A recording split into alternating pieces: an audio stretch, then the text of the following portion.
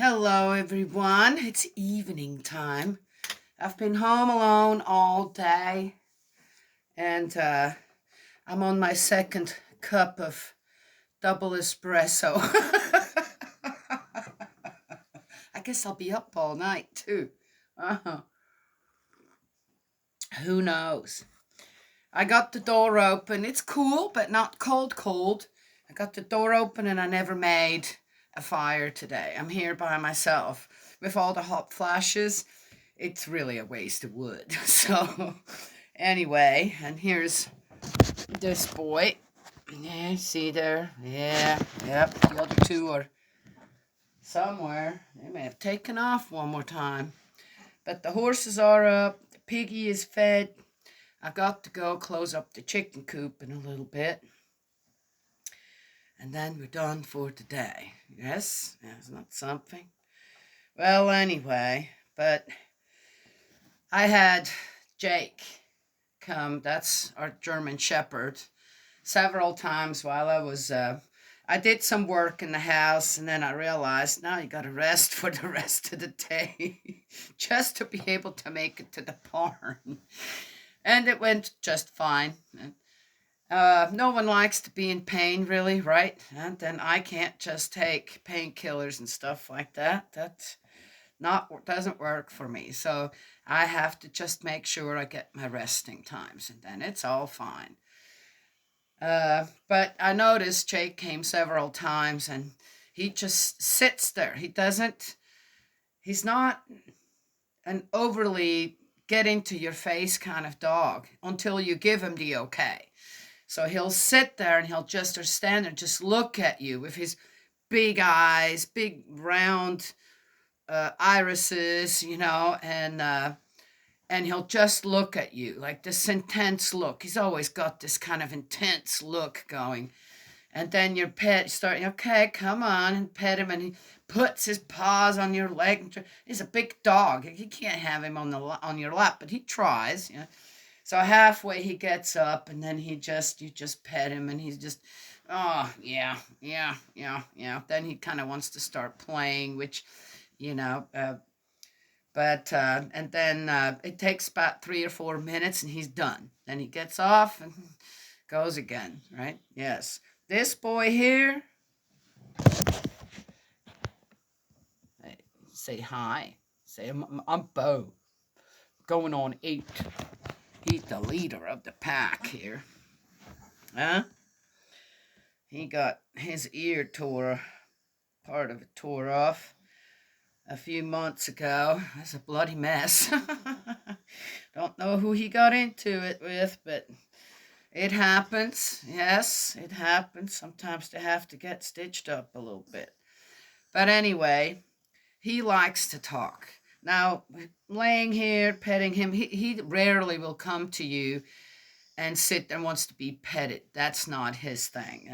He's enjoying it like this because he's already here, and I can almost hear him think, yeah, you're not getting this. I'm sitting in this chair right now, and unless you really make me get out of it. So he tolerates the petting, and I'm sure he enjoys it, but he's very verbal. So when they go out and they come back, the first thing he does is he comes and tells you everything that happened out there. Yeah, he does, and he needs his time to get it all out. This that. All right, that's just how it is. And and not everybody understands that, right? So it's like, okay, be quiet, be quiet. I'd say, let him finish. Just let him finish. He's letting us know what's going on out there. Oh, yeah. Do we understand what he's telling us? No. Yet he thinks we do, right? It's almost as if he just has something to give when he comes back to let us know this and that. When my sis-in-law, that's my sis-in-law's dog, when she comes back, here's Jake. When my sis-in-law comes back, after she's been gone for a couple of days, spends the night where she's working at with her sister, then when she comes back, oh, it's like, again, the same thing.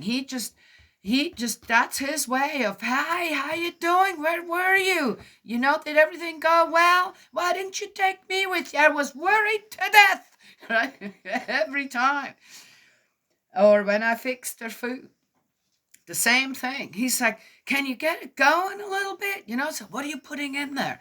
Or what are we getting extra this morning? Or whatever, right? Yes? That's his way. It's just his way. Also, when there isn't any water, for example, which there's always water, but or when okay, you guys been sitting out there on the porch long enough. I'm getting hungry. So he will come and he'll let you know. Very verbal, not as kind of doesn't really need all the pats this snap. What he wants is he wants you to listen when he's talking to you, right? Yes? Anyway, so I let him, when we're here by ourselves, I'm not making him be quiet or anything. He can talk as much as he wants. Then Gus, I don't know where he's at. He's somewhere. Gus is just a big baby. But he's a good big baby. He, somehow, even though he has this huge body, right, his tail's kind of short. It's like a funny thing. And he's very careful with his tail. Also with his body. Doesn't knock things over. He doesn't knock into me when I come down the steps. He's very careful, as if he knows. Can't knock into her. That's going to hurt her or something. He kind of, he doesn't bark a whole lot. I don't think I've ever heard him growl. But he likes to, he kind of does the same as Jake. He just comes when it's time, and he just loves to have the pats. But with him, as long as you pet him, he'll stay right there. You stop, he puts his paw on your leg. Right? No, I'm not done yet. And you could pet him for 3 or 4 hours. Okay. Yeah, are different, huh? Children, aren't they kind of the same way? They're all a little bit different. Huh? Yes, none of them is exactly the same. Well, anyway, I wanted to share that before I read. Always something to share. Our horses, we've got 3 of them. Oh, they all have different temperaments as well. Then, of course, our donkey. Not sure. I can't compare him to another donkey, but he's definitely a very interesting character.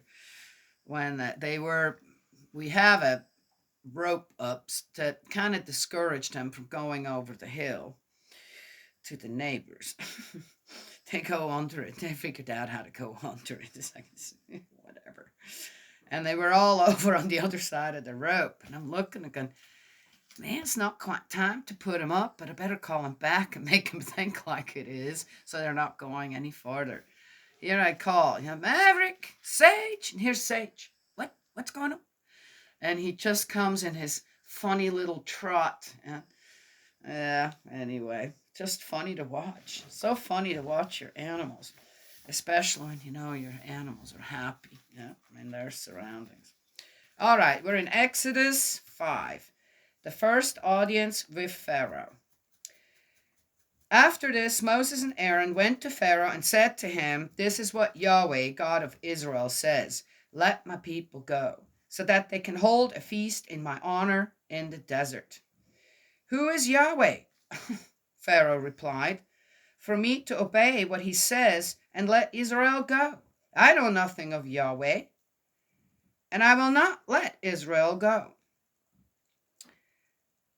We have to remember that, I think, pretty sure that's right, that the Israelites were in Egypt for 400 years. So, so they've gone through quite a few pharaohs before Moses brought them out of Egypt. So, but the interesting thing is that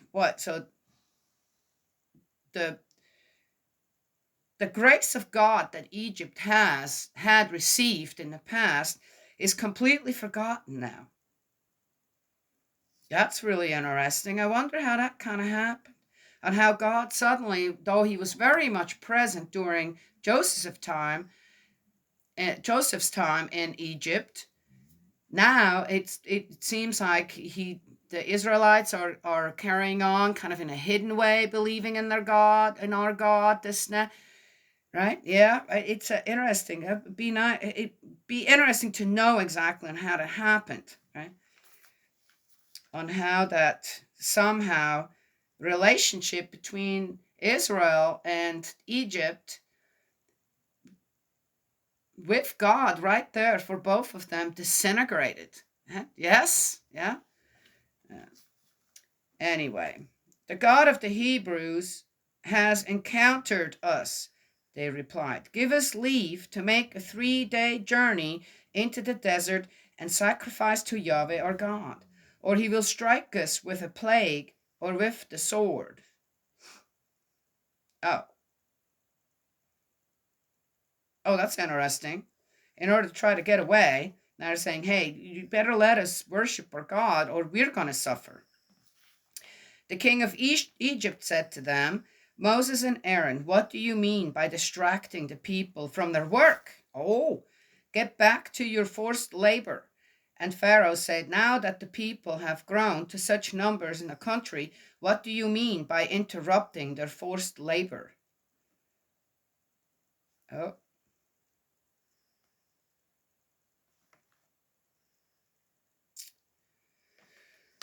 Yeah, slavery. It's almost like, well, how did slavery come into being? In a way, out of the need of a people, and another people had what they needed, and you just about sell yourself to stay alive, right?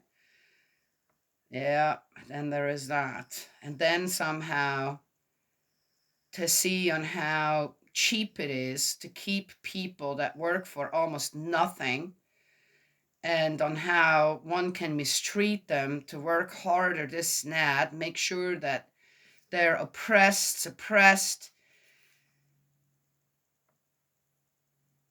That's interesting too, how this all came to be in a way, right? Yes, of a whole people, right?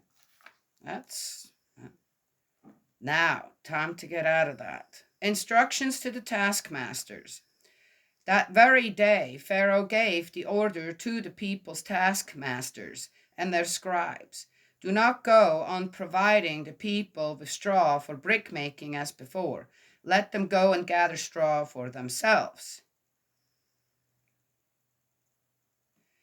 But you will exact the same quantity of bricks from them as before, not reducing it at all, since they are lazy, and that is why their cry is, let us go and sacrifice to our God. Oh, give them more to do so they don't have time to even think. Just work, right, Gus? Here's Gus. Just work, eat, and sleep, huh? Is that it? Oh, yeah. Make things more expensive, right? So you don't have time to really notice what's going on. Yes? Ah, interesting, huh? Yeah? Mm-hmm. Well, you know what? You can learn all kinds of things from the Bible, good and bad. All righty. Give these people more work to do and see they do it instead of listening to lying speeches. Uh-huh. There you go. Whoa, that sounds really familiar. Holy cannoli, look at this. The people's taskmasters and scribes, yeah, you consider what's going on now, went out to speak to the people and said, Pharaoh says this, I shall not provide you with any more straw. Go and collect straw for yourselves where you can find it. But your output is not to be any less. So the people scattered all over Egypt to gather stubble from their straw. What you doing, buddy? Finding something to chew on? Huh? Is that what you need? Huh? Is that what you want? Yeah? Look at you. Huh? You're a big boy. You'll be a good boy. He hasn't killed a chicken in a long time. Huh? Yes. Huh? It's a good dog. Yeah. I have to tell you though, I would not trust him to not defend me if necessary. I've seen him look at some people, never children, but some people to say, ooh, I don't know. If they were to try to harm me, this boy here could probably do a lot of damage. Huh? Yeah. I don't wait for something to happen that I don't want to happen with people that, are welcome here. So I always tell people, don't mess with the dogs. Unless they come to you and let you pet them, don't go after our dogs. They'll come to you if they're comfortable with you.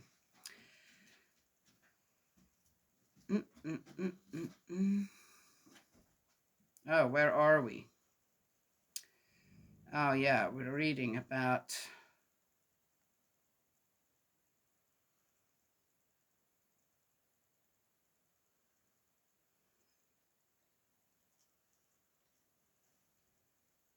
All right. But your output is not to be any less. So the people scattered all over Egypt to gather stubble for their straw.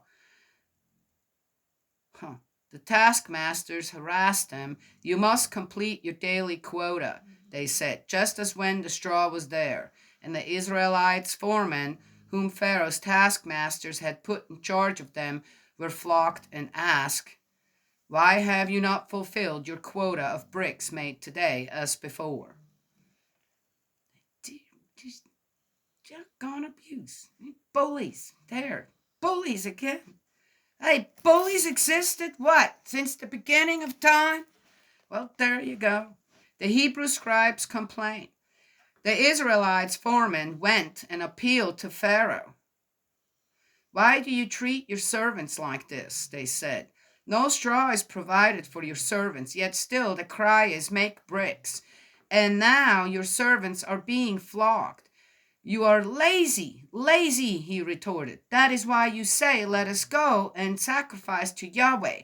Get back to your work at once. You will not be provided with straw. All the same, you will deliver the quota of bricks.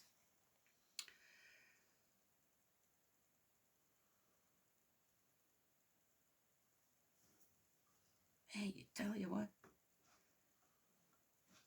Recriminations of the people, prayer of Moses. The Israelites' foremen saw they were in a difficult position on being told you will not reduce your daily production of bricks.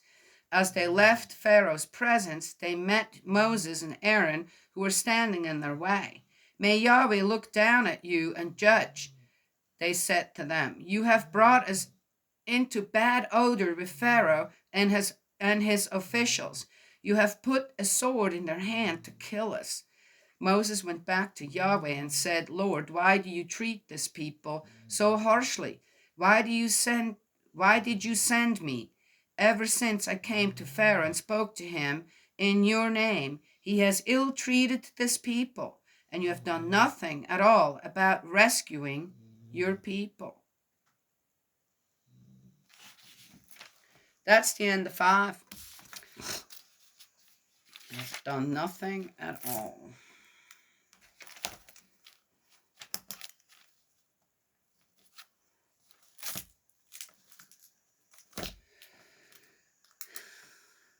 I know people wonder, I'm doing everything I can and I'm still not getting ahead or this or that, right? I said this many times before, right? Sometimes we just need to look at our own life and see, okay, what's actually possible in our life, right? In the form, in the way that we need it, rather than what we want, right? And then go from there. Right? And you'll be amazed on how when we concentrate on the need, right, not what you want, then suddenly things fall into place. The heavenly laws will never change. And selfish behavior or selfish thinking or, how do I say, virtues and morals not regarded properly, then God can't work with you. He just can't. It's not going to happen. I shared the stories of our dogs here, the ones we got left, and kind of what their characters are, and I, as a human being who cares for the creation, I'm a keeper and a user. Surely hope I am never an abuser. Okay, or at least, okay, I have too much garbage going on here too. Yeah. But in any case, otherwise, try to really give the animals that we have the environment that they need, and even the ear or my hand to pet him or my ear to listen when he has something to say. Right? Yes?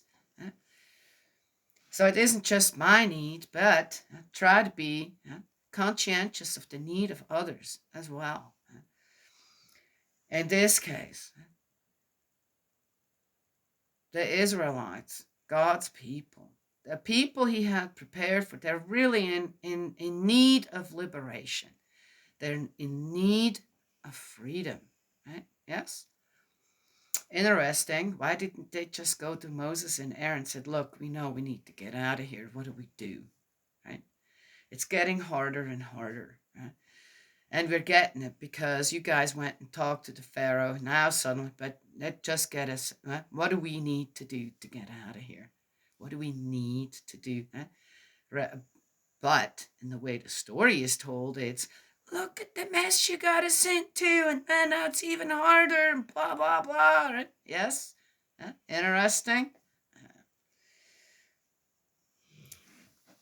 Well, the story will keep on going, right? Yes, we're just reading the Bible. Interesting, though, some of the things that are being mentioned. Yes, and on how, in today's world, how are we dealing with certain things? Yeah, anyway. I'd say if you have children or animals, give them the time that they need when they're around you. And your children, of course, right? Yes, not every child has the same need as another one. And to know your children, okay, this one needs a little bit more hugging, this, not. That one loves to talk, right? Wants to tell stories.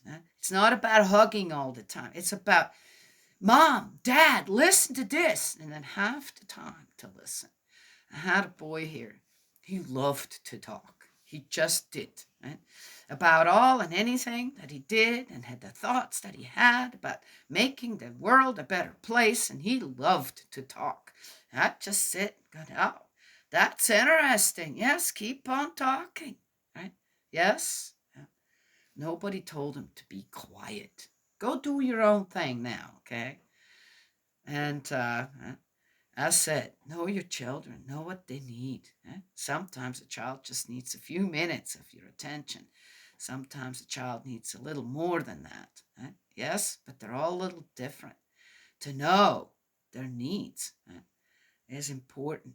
Then they become, grow up as happier human beings with their heart to mind can bloom and expand. And then they're going into a direction that then they're not sorry about, that they want to strive for something. And again, most likely will make it possible due to your, as a parent, vigilance, attention, and of course, catering to their needs. Needs, not wants. God does the same thing. He's trying to do the same thing for the Israelites right now in Exodus 5, or in Exodus. Right? Yes? When it comes down to it, to the whole story, no doubt at the end, we realize, oh, same thing. Right?